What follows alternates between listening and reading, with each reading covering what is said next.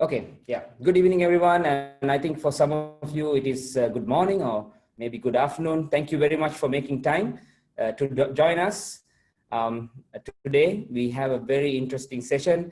Before we get into it, maybe let's say a quick word of prayer. May I invite, let me see, Jonathan, why don't you offer the opening prayer? Pray. Dear Father in heaven, we thank you once again for bringing us all together to listen to this wonderful message that will be brought to us by Nelita. We pray that you bless her and guide, lead, and direct her as she brings your word to us. May it have an impact on our lives and change the way we live, Lord. Be with each one who is present here and those who are still planning to come and those who can't make it. May we be drawn closer to you as a result of tonight's meeting, Lord. Thank you for always being there for us. We pray for the world and the situation right now. Even though it feels helpless, we know that you're in control. We love you and we long for the day when you will come and take us all home to be with you in your eternal kingdom. In Jesus' name I pray. Amen. Thank you very much, Jonathan. Just to remind you to keep your mics mute and your videos off at all times. If you have questions, please go ahead and type it in the chat box and I will read them out to the presenter at the end. If any links appear on the chat box, please don't click on them, and also don't share any links on the chat box as well. So those are basically the ground rules that we announce. So today's speaker is I told her I don't know much about her. Then she said, okay, just make something up. But what I'm going to say is not something that I've made up. I know that she specializes in dealing with racism in the classroom. And a few months ago, we had a discussion and we said, hey, look, why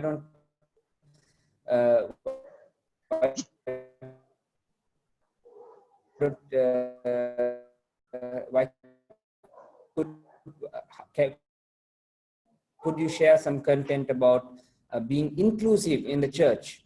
So it's going to be a very interesting session. And Nelita, let me hand it over to you. Thank you very much. Good morning, good evening to some of you.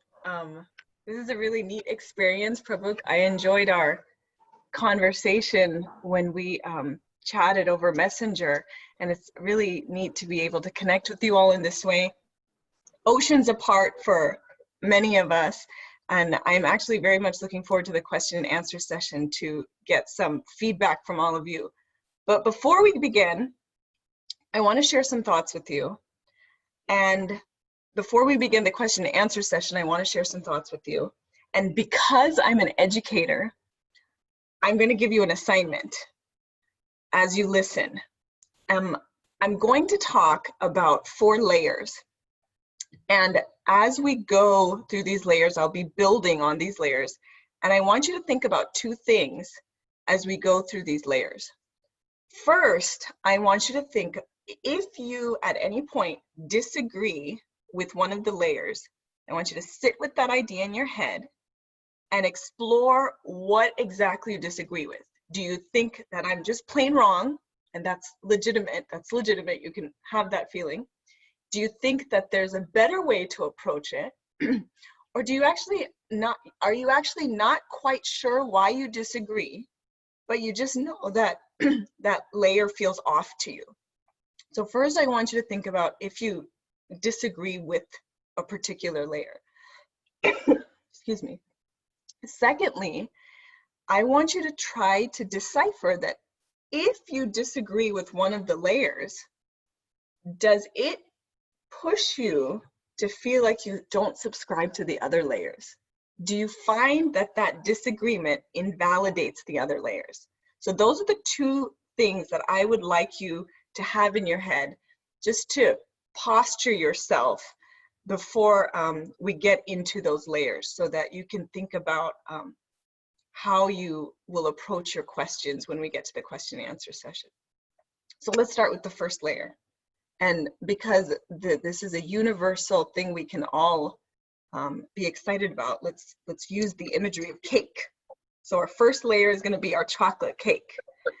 And what I would like to do, can you hear me okay? What I would like to do first for the first layer is I want to make a connection between classrooms and churches. And the connection that I see between classrooms and churches is that they function as change agents in society.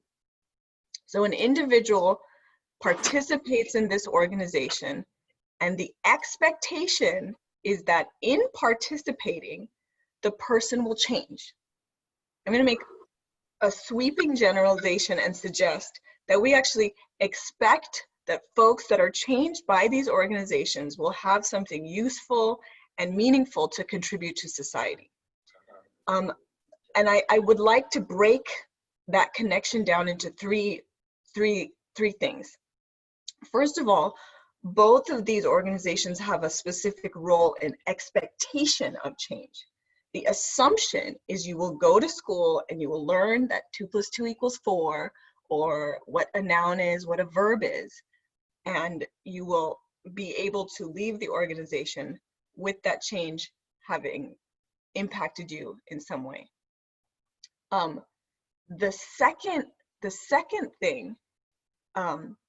The second connection is with church. The expectation with church is, and I'm going to quote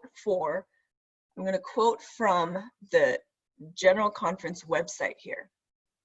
SDA beliefs are meant to permeate your whole being, growing out of scriptures that paint a compelling portrait of God. You are invited to explore, experience, and know the one who desires to make us whole. So the expectation of transformation is foundational to the validity of these organizations.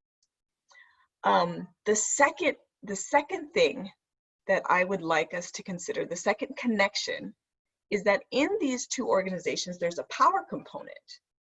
Within these organizations, there are certain people within that have the ability to contribute to the trajectory or the experience that people have within the organization. So a teacher is expected to manage the classroom, teach the students, and a minister is expected to serve their congregation through sermons, hospital visits, Bible studies. They are looked to for spiritual guidance.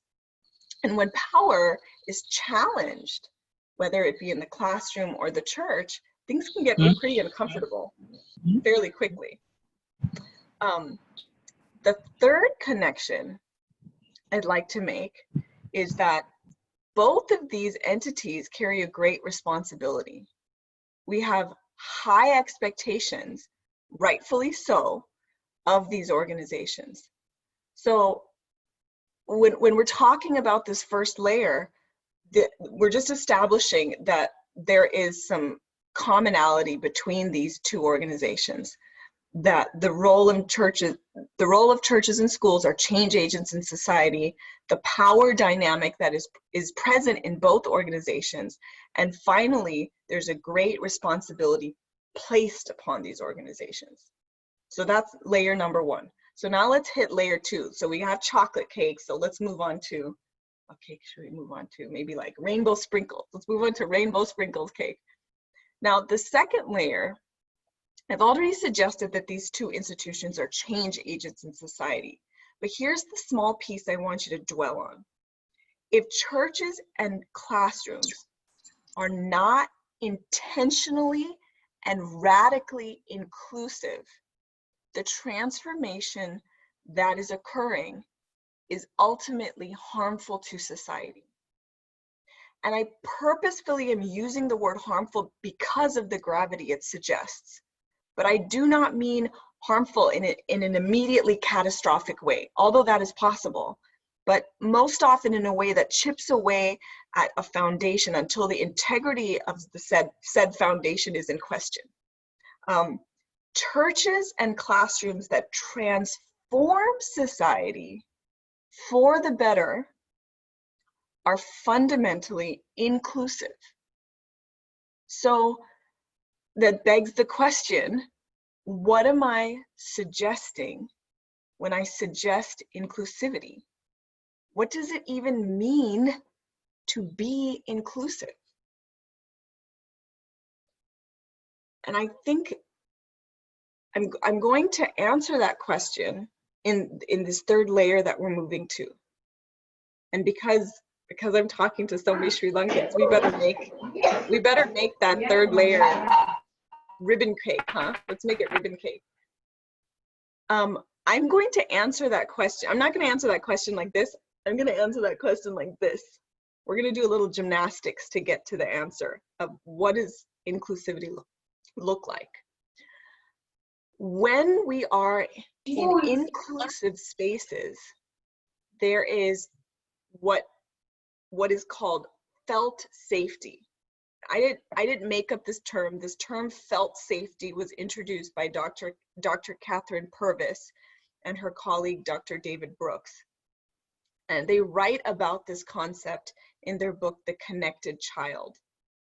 And if I draw this idea out, and we'll flesh out this idea of felt safety a little bit, but if I draw this out, let's look at the different stakeholders in our organization. If I am new to this place and I am entering for the first time, whether I'm entering the classroom for the first time or I'm coming to your church for the class for the first time, there are measures in place that attend to my comfort and my emotional safety. Some of the discomfort I may feel has been preempted, and some solutions have been put into place, some preventative measures have been put into place to contribute to my felt safety. If I'm a regular participant in this space, I can be fully aligned. And what I mean when I say fully aligned, I mean there is a level of honesty that I have in my interactions. I don't have to put on my armor or behave in a way externally that silences my inner values. I really would like to explore that concept a lot, because I think that oftentimes in these spaces, we don't even recognize that we or somebody else is putting on armor. And sometimes we don't recognize that because we're not putting on armor, so we don't understand why anyone else would put on armor, because we feel safe. So I want to think about the idea of what it looks like to be a regular participant in a place where you're constantly putting on armor. What does that feel like? But I'm going to suspend that for a minute and move to, if I'm in a position of power, I am aware of my positionality and recognize that my implicit bias, my narrow perspective can and will be harmful at times. I need to have the emotional wherewithal, the self-reflection, the humility enough to be challenged, questioned, disagreed with, so that people in my purview know that power is shared and not hoarded. Specific practices, policies, and procedures must be put into place that protect those without power in the organization. So in a classroom, that's your students. There needs to be things that I do as an educator in the front of the room that essentially protects the students from my position of power. If I am a minister, there are things I need to put into place that protects the flock from my position of power. I cannot merely say my classroom or my church is inclusive because I claim it. We actually have to create procedures and practices that lead to the end goal of inclusion. And when we can do that, our organizations will be transformational in a way that spills blessings over into our community. The impact of that kind of transformation is a light, and it's movement and it's energy that is visible, that's visceral, and contributes to the felt safety of the people that are intertwined with the organization. Now, there's something that I'm purposefully doing. I'm not identifying who or how. Well, let's just stick with who. I'm specifically and purposefully not identifying who we must include, because the process of that kind of conversation requires thoughtful dialogue within your community, within your churches, within your schools. There isn't a specific checklist for this, although sometimes that's easier and that's what we want.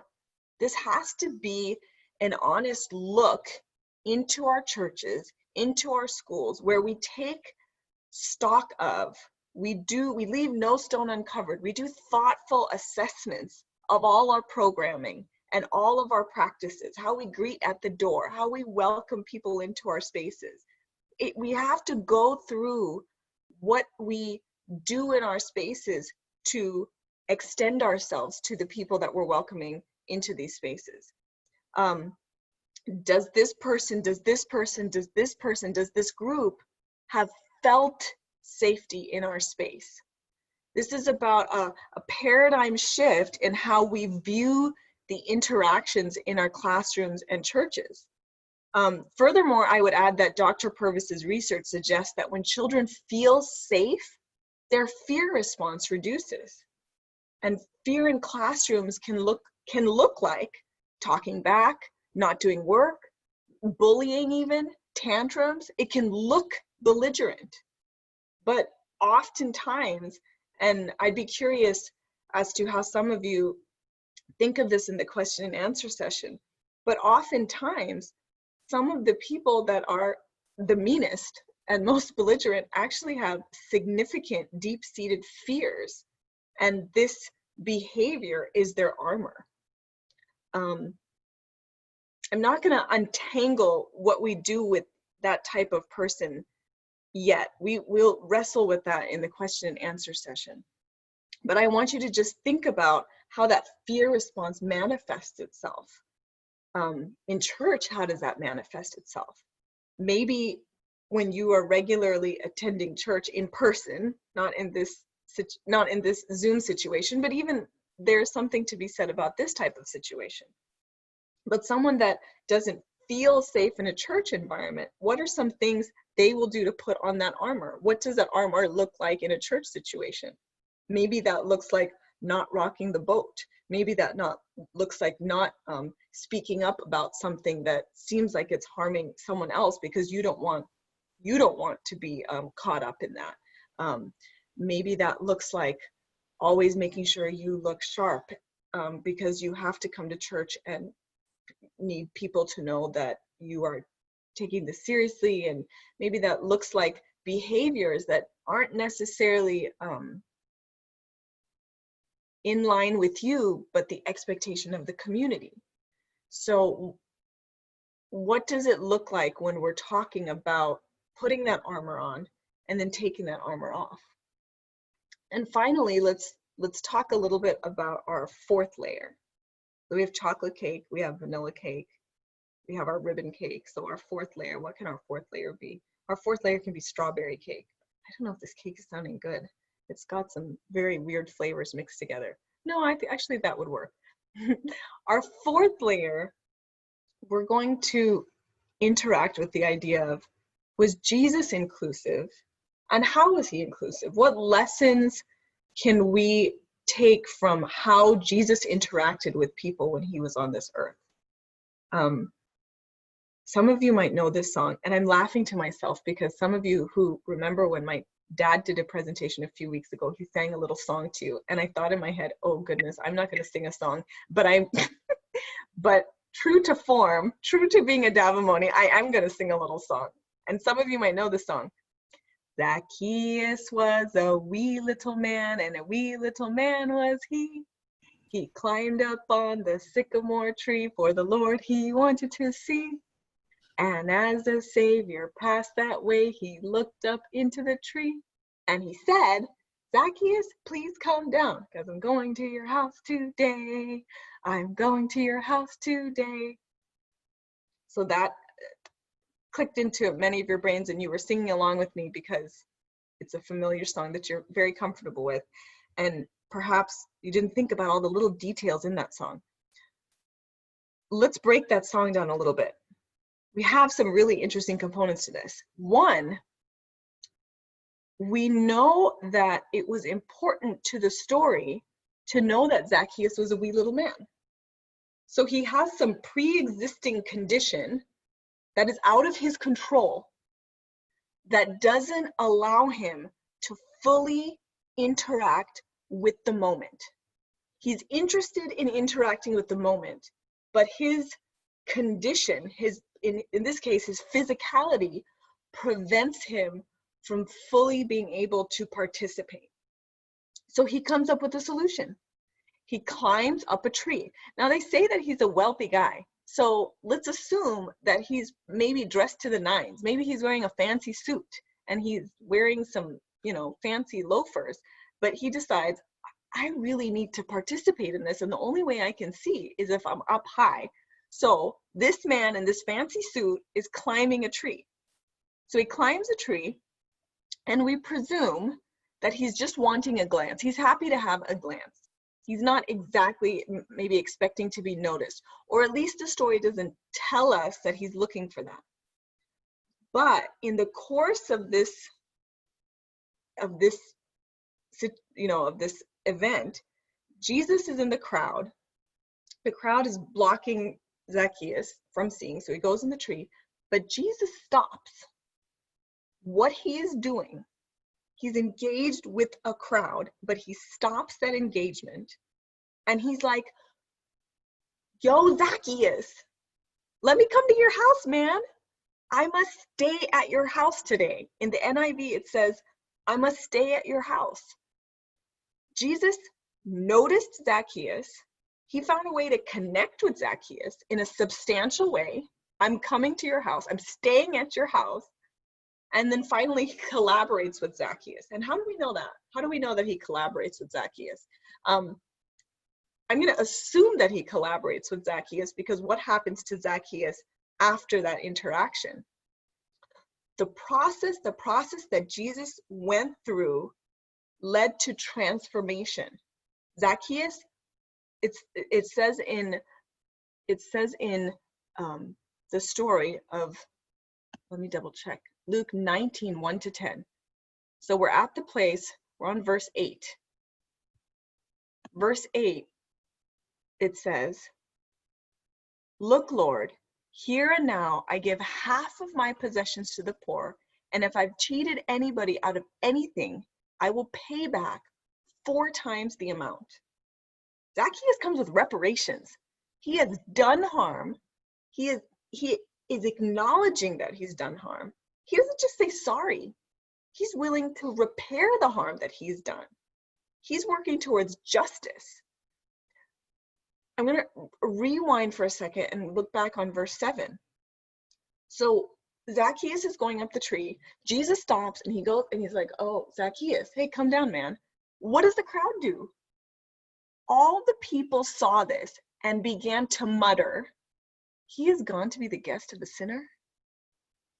So there's some interesting components to think about in this story. Does Zacchaeus feel safe in the presence of this crowd? These are people that he's cheated from their money. He's taken their money. He's wearing the fine linens. So he's positioned himself in a very comfortable way. But this crowd is not necessarily the place where he feels safe or welcome due to his own actions. We know that as the chief tax collector, he's done wrong. And when you mull this around, you're like, well, of course he doesn't feel safe in the crowd. Why should he feel safe in the crowd? He has done them wrong. Justice suggests or fairness suggests that he should feel isolated because he has hurt these people. But when Jesus interacts with Zacchaeus, when he notices Zacchaeus, and as a wee little man, I kind of wonder how many times he went unnoticed over the course of his life. Jesus notices Zacchaeus. He connects with him. He doesn't just notice him and say, hi, welcome to our church, nice to meet you. Oh, welcome to our classroom. Here, this is your desk. He connects with him. He says, I want to spend a substantial amount of time with you. And if he stays at his house, there's a few things that we might assume. Maybe they ate together, but they're participating in a more substantial way than just a quick conversation. And then finally, he collaborates with him. Now, here's the part where I want to expand our idea of the word collaborate. Remember earlier when I talked about power, we talked about how it's necessary in inclusive organizations. A marker of inclusive organizations is that power is shared. When Jesus takes his position of power and uses it in a way that highlights Zacchaeus, affirms Zacchaeus, and participates in Zacchaeus' life, Zacchaeus recognizes that in his position, he has some work to do. He has some power to release. And in that releasing, he is able to do right by the people around him. He is able to repair harm that he has caused. I think it's especially vital for us to recognize that inclusion isn't a list of, oh, this marginalized group needs to make sure that we are, doing this, or who are the groups that are not. That's a part of the conversation. But it's not just checking off a list. It's a way of seeing people. It's a way of interacting with people. It's a way of looking through the minutia of our policies and procedures and our practices and saying, not just saying, oh, I feel good about this, I feel safe, but saying, do you feel safe? Does that person feel safe? Do the kids feel safe? And I think it's sometimes hard to contend with emotional safety because we do so much to armor up. And so we sometimes assume emotional safety is everyone else's responsibility for themselves. But we belong together. We bump shoulders with each other. We're in each other's spaces. And so there's something to be said about in those spaces that when we explore, when we look around, when we assess, and we find out, maybe we hear a little thing. Maybe someone says, well, I don't really like going to Sabbath school. I don't really like going to church. And okay, we just dismiss it because they're 9 years old. And what do they're figuring it out. What do they know? That's an opportunity. There's information shared with you that suggests that there's something about this experience that is not sitting well with this 9-year-old. That's an opportunity to find out where this child's felt safety might be thrown. Maybe they don't like the Bible stories because they feel scary. Maybe they don't have any friends in the classroom. Maybe the teacher has kind of a mean way of calling out students. And if we don't take the time to sit and explore those little nuanced things that are brought up, we might not know how our organizations are doing harm. So there's 3 things I'd like to think about in our framework towards inclusion. We're going to use Jesus' example as a model. Notice me, connect with me, collaborate with me. Notice me, connect with me, collaborate with me. Thank you so much. I am really looking forward to some of the questions, and I want to rewind and remind you of the things I asked you to think about. Is there a layer you disagree with? And if you disagree with it, do you disagree with it because you just plain disagree with me? Is it because you think there's a different way, a better way? Or is you don't quite know, but you know something feels off about it? And then the second thing wanted to suggest is, if you disagree with one layer, do you feel like the other layers are invalidated? Does it wipe out the whole cake for you? And reminder of the 4 layers. The first layer, we're just talking about churches and schools as change agents. And as change agents, we establish some connections they have. They have a specific role in society that there's an expectation of change. There is a power component for us to consider. And third, there are institutions that we hold in high regard. We place great responsibility on them. The second layer, we are, as institutions that are change agents in society, when we are not fundamentally inclusive, we can be harmful. But when we are fundamentally inclusive, we can change. We have the opportunity to function, transform for the better, and that spills out into our communities in a profound way. The third layer we suggested is this idea of felt safety. So we didn't answer, this is what inclusion is. We said, this is what an inclusive organization functions like and what it feels like for people. And finally, the fourth layer is, how is Jesus inclusive? And we look at this idea of Zacchaeus.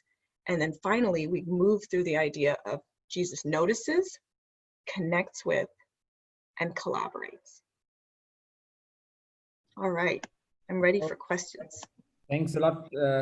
And just before I get into the questions, so I'm at a very remote location today. And if my connection goes bad, kindly read out the questions. What does it look like to be inclusive in the most practical sense? What does it look like? So I guess there's a few things to consider in that question. So I'm going to read that question back. What does it look like to be inclusive in the most practical sense? So I think there's a few things we have to break apart about that. In a practical sense, suggests that it's something that is not extravagant. It's something that is part of the rhythm and flow or the regularity. This is how I'm thinking of the word practical in that regard. So when we think of inclusion in that way, I think it's important for us to think about what are the little things we put in place to make people feel welcome, and not just welcome, but connected. So let's go to the classroom. If we're in the classroom and we're thinking about inclusion, there's some things that we can do. I had a class this last year, and something that I really enjoy in class is classroom discussions. And it's something that I get a lot of energy off of in classes. And so I do a lot to create an environment where we can have discussions.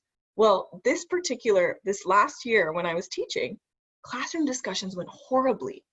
There was a few students who had really strong ways of interacting and would quickly shut down other students, and there was tears a few times, and it was very apparent very quickly that there were some people that weren't feeling safe in this type of interaction.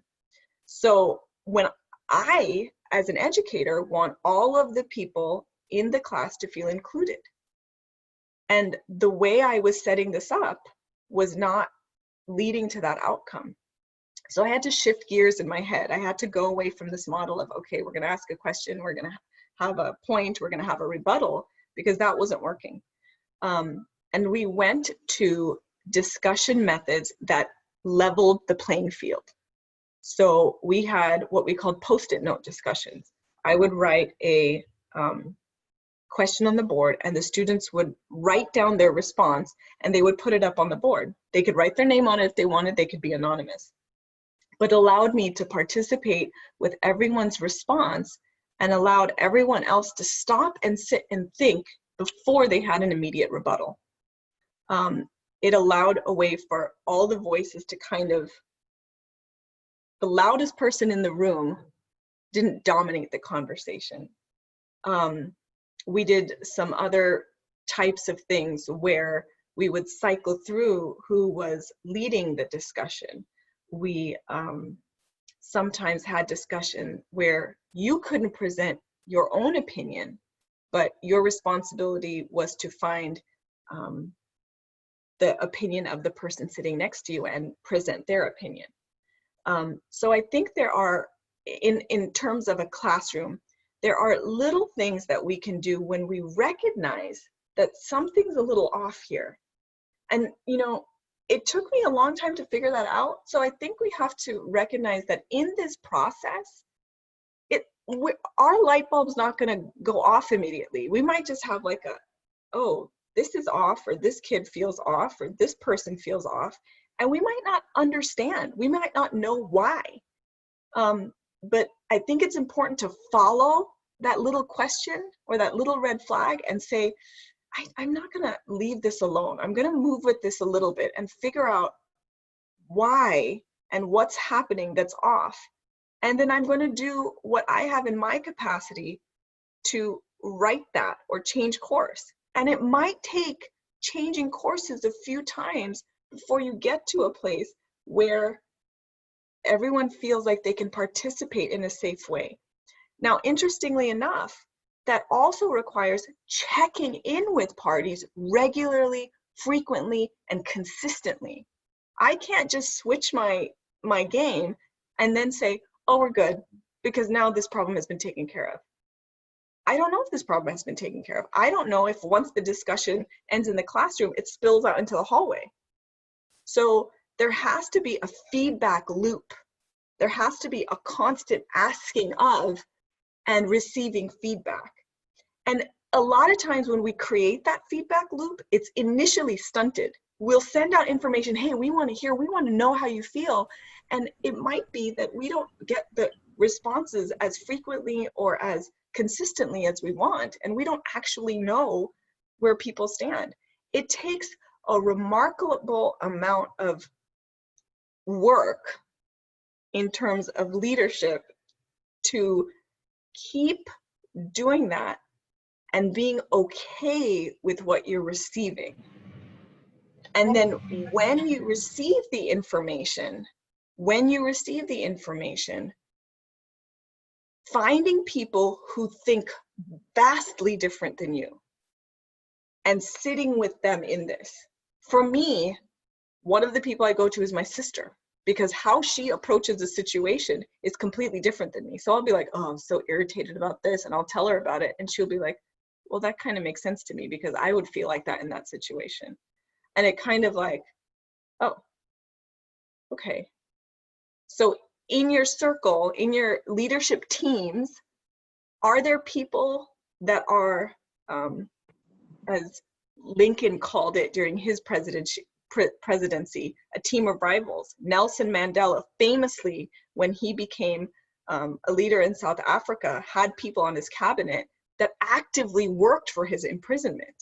But they were people that disagreed with him, but that in that process of having those different voices, there were different perspectives that were represented at the leadership table that allowed for understanding how different people in this community are being received and how safe they feel.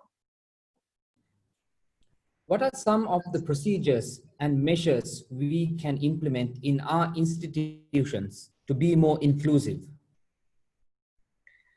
I think that, I'm going to repeat the question. What are some measures we can put in our institutions to be inclusive? I think one of the primary things we have to recognize is when we think of who our organization is for, what limitations are we putting on the people who can participate? and what is our reason for putting those limitations on those particular people or groups. And I'm very purposefully being vague when I say groups, because this is going to shift for every single organization and every single community. So when we're purposeful about, okay, we want our organization to be inclusive, we actually have to take stock of who are the people we're serving. Who are the people that are participating in our organization? If we look at our community and we see several things, maybe we see the racial breakdown of our community, we see the percentage of male and female in our community, we see the percentage of high economic status, mid economic status. We see all these different identities, and that's representative of our larger community. Does our institution reflect the breakdown in the community around us? Or does it only serve one group?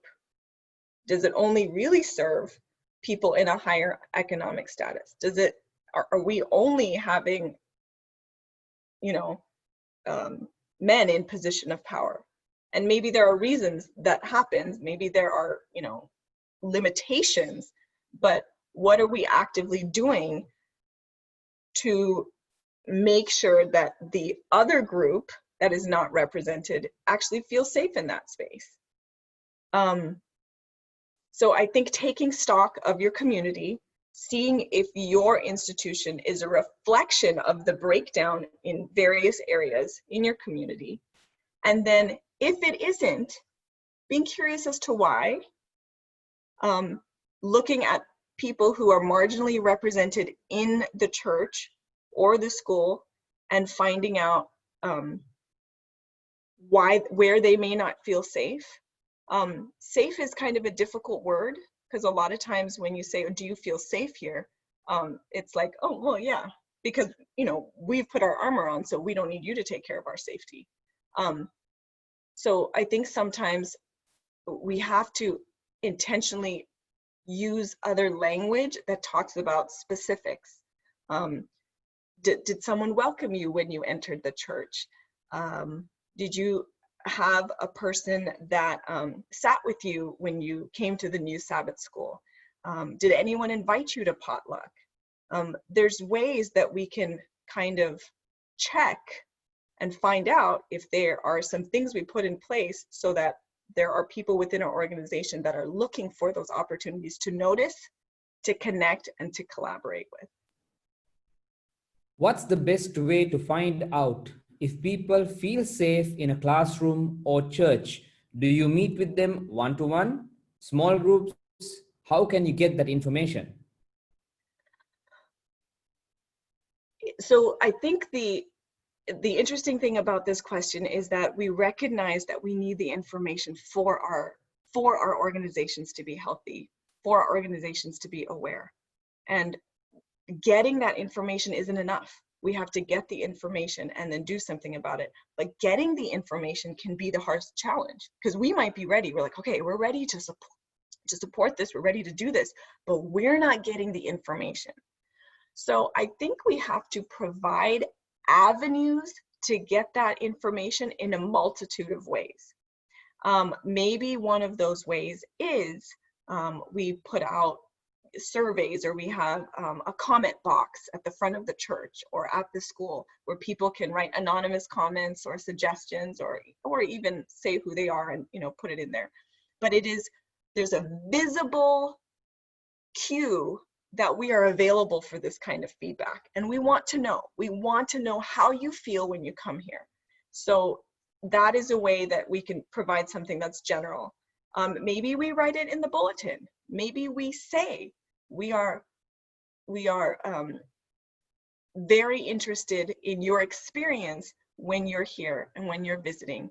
We want to make sure that you feel like you have a place to participate, and we would love your feedback, or we'd love your involvement. So maybe in the bulletin, here are some places you can volunteer. Here are some places you can share your talent. So intentional reaching out to let people participate in some way. I think another thing is seeking out voices that aren't going to necessarily come to you. And maybe that looks like, if you're a teacher, a lot of times, you know, as a principal, a lot of times my older students will give me feedback, but I have to almost seek it out for my younger ones, because there's some things that they kind of just assume, well, this is how it is. So once in a while, I'll just sit down with the people who don't have as much power, like the first graders or the kindergartners, and I will ask them questions. I will ask them questions about, how did you feel about this reading assignment? Or how do you like this thing? Or when we were doing Zoom sessions for school, what did it feel like to have classroom online like this? Or whatever. But I was actively putting myself in a position where I listened to the voices that weren't necessarily gone to regularly for information. And then I took that seriously. I said, okay, this first grader is saying that this type of assignment on online school didn't work for them. So then I'm going to check in with all the other ones. And then I'm like, you know, let me check with the parents. And then I'm checking with the parents, and I'm finding out that everyone is having an issue with this type of assignment. So then that provides an opportunity that the teacher and I can work together and say, wow, we really thought this would work. We worked hard for it, but the feedback we're getting because we sought it out is telling us different. And now that we've sought it out, we expanded the people involved, parents, etc., and are recognizing that it really didn't work, and we were able to adjust course. So I think having visual areas and invitations for people to share their feedback, such as a comment box or something, having opportunities within our printed material or our websites where we seek out ways for people to be involved and participate, seeking out voices that perhaps we wouldn't necessarily go to initially, and then being in a place where we hear that, we receive that, and look to put teams together that can speak to that and address that in a meaningful way. What are some ways we can deal with this armor kids put on because of fear without offending them or their parents? Well, I will say that the kids learn the armor from grown-ups. So it's easy for us to participate with the fear of children because it doesn't force us to share our power. The number one way to work with a child's fear is to contend with the armor of the adults around them. So one of the important things as an educator for me to do is apologize frequently when I mess up, to acknowledge it, to apologize for it, and then do what I can to not make sure it happens again. It's not my job in a position of power to not mess up and to be perfect. That's not my job, but it is a burden and a weight that I have to wrestle with minute by minute, because I often work towards that because it's the thing that feels safe. It's the thing that feels like it'll protect me, and it feels like, you know, I can't mess up. I have to work hard. I have to do this right. But that pursuit of perfection is armor, because I don't want to have a place where I'm vulnerable to negative feedback because I, you know, miss something, because it doesn't feel good to have unintentionally hurt someone. But when we do, and then we say, oh man, that was, you know what, I really dismissed you in class when I did that, and I shouldn't have done it, and I'd like the opportunity to make it right. What would it look like for me to make it right? I have then taken my armor off, and I have extended myself to this person who in this situation has less power than me. And in doing that, I have shown them what it looks like to take armor off. we cannot create trust with people in positions where they don't have as much power. In classrooms, that is the children. In churches, that's the parishioners. Unless we in positions of leadership, whether you're a Sabbath school leader or whether you're the music leader, or whether you're the pastor or whether you're an elder or whether you're a teacher or whether you're a person that works in the cafeteria that's interacting with, you know, a child or whatever, we have to be willing to take off our armor. We have to be willing to do the work so that when we take off the armor, we are emotionally stable individuals. So that might take a lot of work on our part, but modeling that consistently will be something that is very important for the people in our organizations to be like, oh, I can take off my armor too. Because here's the thing, not failing is not the goal. The goal is failing together in a way where we do our best to help restore each other. How would you Sri Lankanize these principles? This is a serious question, as many presentations end with good theories and never see the light of day because of issues at level 1, whether it be the theme or this theme or another theme. What trainings can be done at leadership levels whether schools or church to introduce principles of inclusiveness? So I love that you said Sri Lankanize. You know, there's something that is so beautiful about the Sri Lankan culture. So much about the foundation of what Sri Lankans are about is connection. There is, two Decembers ago, we were in Sri Lanka, and there is a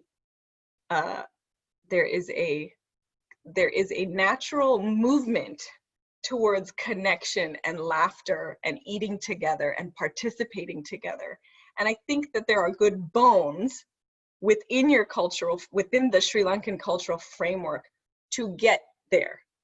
The difficult thing when you have a culture that functions in that connected way and enjoys participating and having these meals together and this vibrant community is that oftentimes we assume that everyone enjoys this and we are having a good time. So it takes some work to figure that out. So I love the portion of the question that says, what can we do as leaders to kind of wake up to this, to see, are there things that we need to do to address that first layer? There are a few researchers that I feel like have spoken and done remarkable work that it can significantly impact churches and schools. And Prabhuk, I'm happy to send this to you, but one thing that I especially have enjoyed is Brene Brown, who is a leading researcher on shame and vulnerability, and talks about how that when we function from a place of shame and closing off our vulnerability, that we can't be inclusive, that it actually prevents us from being inclusive.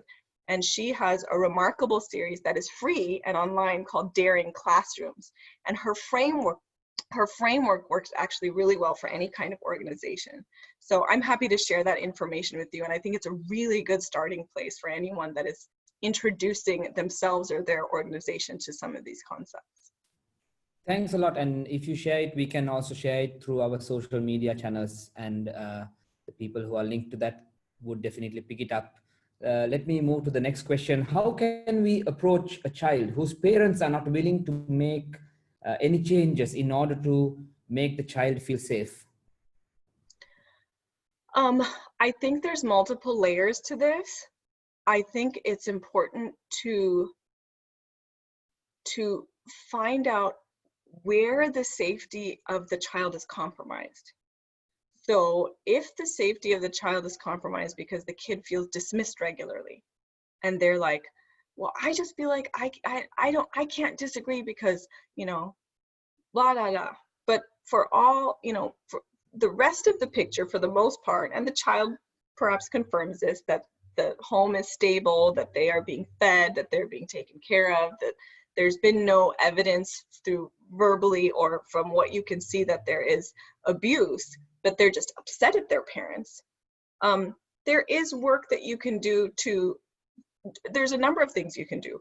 Maybe you agree with the parents, and this child is, you know, in a place where they're just, mom and dad are just not the thing. So I think in that situation, you can be an adult, a trusted adult, that says, well, have you thought about this? Have you thought about this? What about this? Do you think maybe this is what they're going for? And, you know, as a parent, I'll be honest with you, there are times that my children have legitimate disagreements with me, and I am tired. I have heard whining all day. We are at the end of our rope with tantrums, and I just don't have any emotional energy, space, or frankly, patience to hear any nonsense from them. And that's when I put them on FaceTime with Pati and Tata, because oftentimes there is some sensibility that another calm adult in the situation can bring to it. But if you're in a position where a child is approaching you and saying, I'm upset about this, I think you can explore it with them and help them say, oh, what's happening here? Now, that's assuming that the home is somewhat stable, but there's just a minor disagreement. If there are any red flags that push you to think that there might be something more, that there might be some significant emotional abuse or physical abuse, and there's something, and you maybe don't know for sure, but there's something that's off, I think you have to do what you can to keep the channels of communication open with that child. I think immediately coming down on the parents could actually put the child in further harm. So you don't want to necessarily do that. I know there's some legal requirements in the United States. There's some specific things that we have to follow as church leaders, as school leaders. And I'm sure in Sri Lanka, there's some things in place that the government puts in place to provide protections for children. And I wouldn't be able to knowledgeably speak to that. But I think if there is any hint of anything in your mind that you says, you know, there's something more here, I think you have to do what you can to establish some connection with this child and find out more. And then before taking any significant action, find out what resources are available in the community to support this child, to support this family. There's a really good book by Paul Young called Helping Children Succeed. And they have found in environments where children have been, you know, don't have food security or emotional stability, or parents that are, you know, negligent to some degree, they found that the communities that provided significant support to parents, specifically mothers, that when they provided that support to mothers, that the whole experience for the child also transformed for the better. I think it's really easy in a situation to villainize the parents because you see them causing harm. And there are appropriate times when, you know, extensive action needs to be taking place.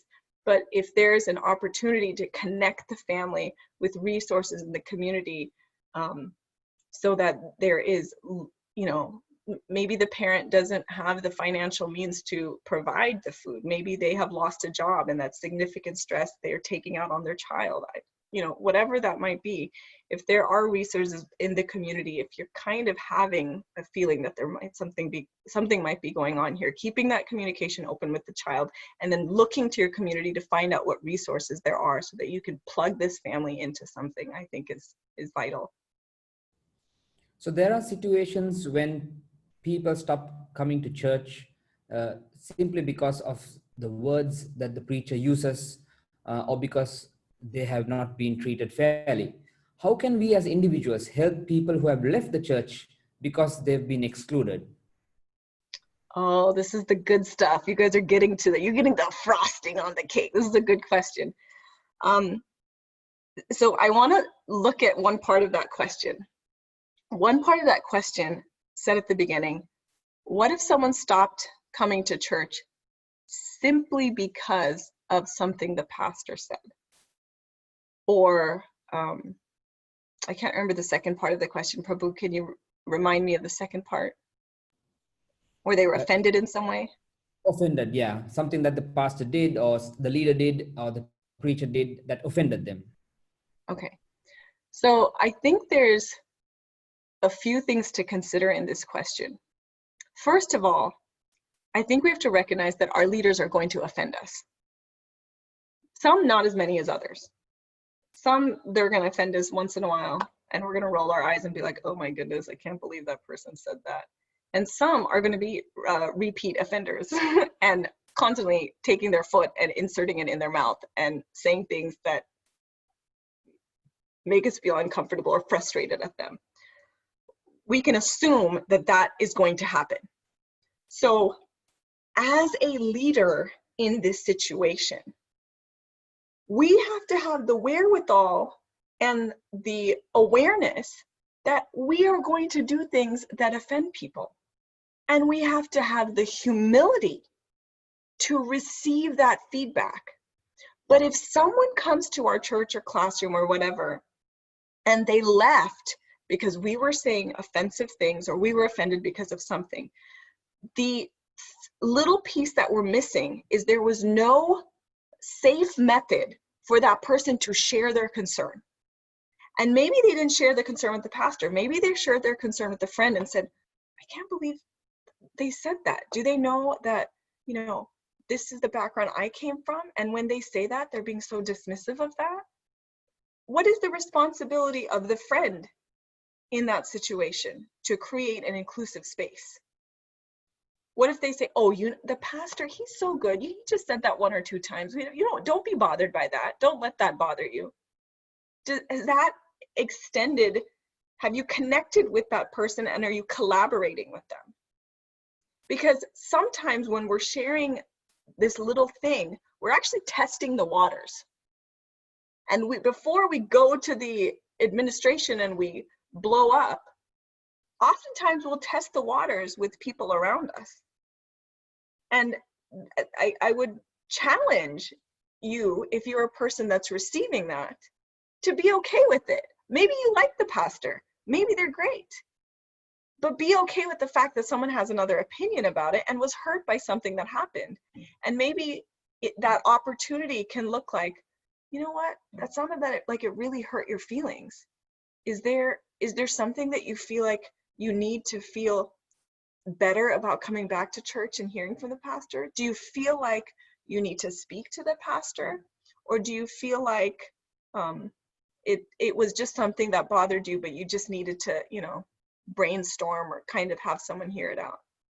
I think that gives that person the opportunity to feel safe because someone noticed, someone heard what they said and didn't dismiss it, didn't shut it down, didn't say, oh, the pastor's a good person and, oh, this just happens once in a while. They validated that feeling. They were given permission to have that feeling. And oftentimes that's all we need.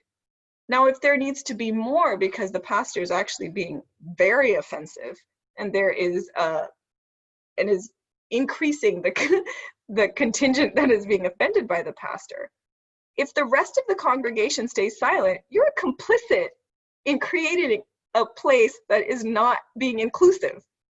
So I think that's really important in this idea of collaboration, that all of us actually have some role in participating in that conversation and protecting when someone feels like this is happening. Someone doesn't leave the church after one wrong experience if they've been in the church for a while. They leave the church because this has repeated over and over and over and over, and maybe they've tested it out, and maybe they tried it out, and people are like, well, but this is our church, so this is our church, so what's your problem? But I think when we say, oh, you know what, I may not understand that feeling, but I see that it's very real to you, and I'm sorry that you've experienced that. How can I contribute to helping make that a place that feels more comfortable to you? Well, I think our time is up, Nelita, and I want to really thank you for taking time. I know that you are busy, and I think it's been at least 2 months since we've discussed the possibility of having you on board. So thanks a lot for doing this. And I hope that we can connect with you separately. So some of our team members have been messaging me saying it's good if we could reach out to you and get some advice as we make plans at some point. So I'll reach out for sure. Absolutely. Yeah. Well, I'm happy to send you that material I talked about earlier as well. Thanks a lot. And we will definitely share it on our Facebook and Instagram. Let me just remind everyone that we will have another session on June 28th, 7 p.m. Sri Lankan time. And the topic will be Foundation of Youth Ministry by Pastor Ron and yeah, Pastor Ron from SSD. So I think that will also be a very session. We will send out the Nelita, thank you very much. This was a really important and interesting session. Yeah, so thanks a lot. Maybe let me invite someone from the audience to offer the closing prayer. I can see Uncle Christy Ebenezer. Could you offer the closing prayer?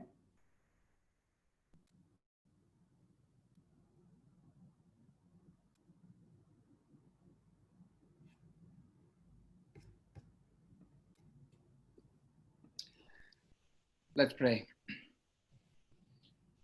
Dear Lord, we thank you for this wonderful session that we have had. We thank you for all the challenges in leadership that we have. But Lord Father, we thank you more than anything, Lord Father, that you are the leader. We ask you that you'll be close to each one of us as we do our various activities in various parts of the world. We ask you that you'll be very close to us and help us to do the best so that your name will be glorified and honored at all times.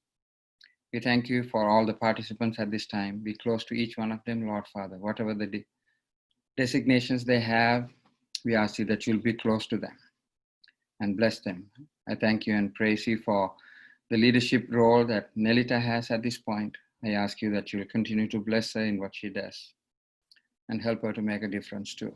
Continue to be with us, Lord, as we are all your children, carrying out your responsibilities, Lord Father, here on earth. Continue to bless us to the end, for we pray in Jesus' name. Amen. Thank you very much. Thank you everyone for joining. See you again on the 28th of June at 7 p.m. Sri Lankan time. Good night and God bless.